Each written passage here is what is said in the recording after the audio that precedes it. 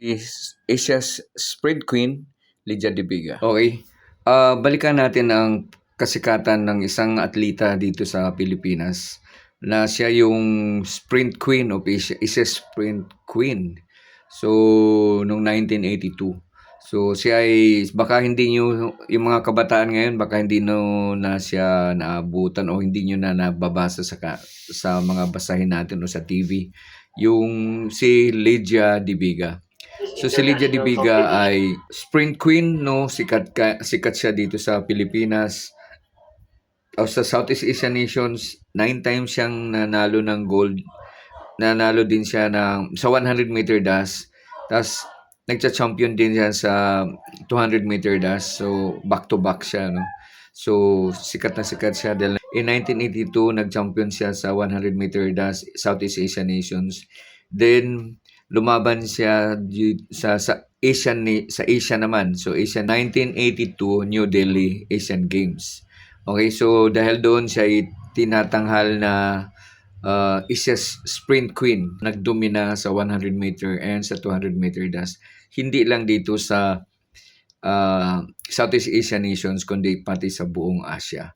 Okay, so patuloy pa ding namayagpag ang karera ni Lydia De Biga hanggang 1993 kung saan nung year na yon nag-retire siya after winning the back-to-back ng 100 and 200 meter dash sa Southeast Asian nations na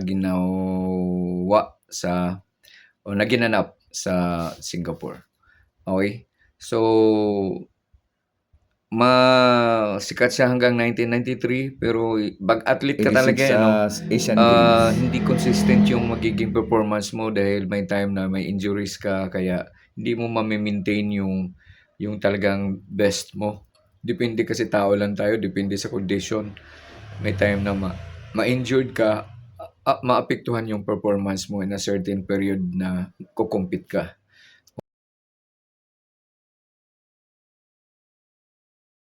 Okay, kaya may time na hindi siya nanalo sa isang event na or nanalo man siya pero yung record time niya ay bumaba kaysa